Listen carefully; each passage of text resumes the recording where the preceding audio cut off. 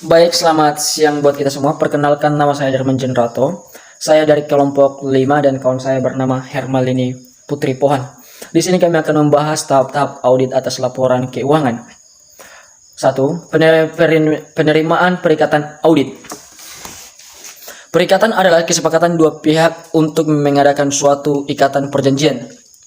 Dalam perikatan audit, kalian yang memerlukan jasa auditing mengadakan suatu ikatan perjanjian dengan auditor. Dalam ikatan perjanjian tersebut, kalian menyerahkan pekerjaan audit atas laporan keuangan kepada auditor, dan auditor sanggup untuk melaksanakan pekerjaan audit tersebut berdasarkan kompetensi profesionalnya.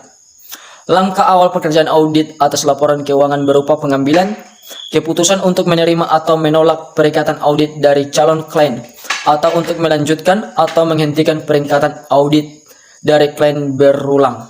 2. Perencanaan audit. Setelah auditor memutuskan untuk menerima perikatan audit dari kliennya, langkah berikutnya yang perlu ditempuh adalah merencanakan audit. Ada tujuan tahap yang harus ditempuh oleh auditor dalam perencanaan auditnya. 1. Memahami bisnis dan industri klien. 2. Melaksanakan prosedur analitik.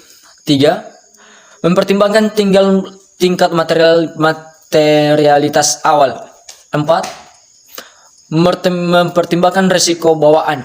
5. Mempertimbangkan berbagai faktor yang mempengaruhi terhadap saldo awal jika perikatan dengan klien berupa audit tahun pertama.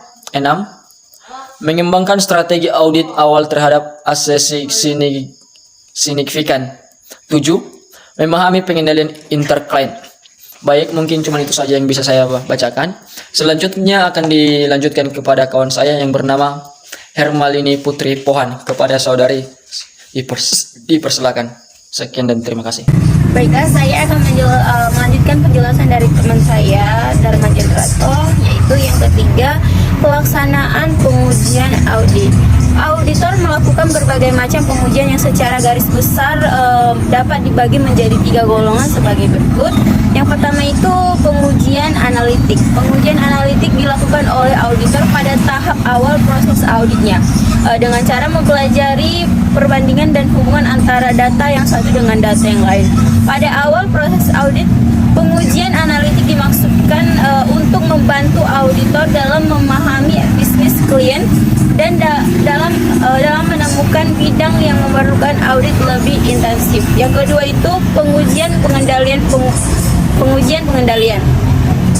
yaitu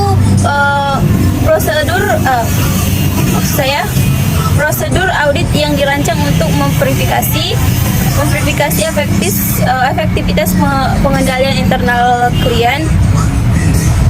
Pengujian pengendalian terutama ditunjukkan untuk mendapatkan informasi mengenai frekuensi pelaksanaan aktivitas pengendalian yang ditetapkan. Yang kedua itu mutu pelaksanaan aktivitas pengendalian tersebut. Yang ketiga karyawan yang melaksanakan aktivitas pengendalian tersebut. Yang ketiga pengujian substantif. Pengujian substantif merupakan prosedur audit yang dirancang untuk menemukan kemungkinan kesalahan moneter yang secara langsung mempengaruhi kewajaran pengujian laporan keuangan. Yang keempat itu pelaporan audit. Bagian akhir dari proses audit adalah pelaporan hasil audit. Isi laporan audit terikat pada format yang telah ditetapkan oleh IAI. Laporan audit merupakan media yang dipakai oleh auditor dalam berkomunikasi dengan masyarakat lingkungannya. Laporan audit baku terdiri dari 3 paragraf. Yang pertama itu paragraf pengantar. Paragraf pengantar dicantumkan sebagai paragraf pertama laporan audit baku.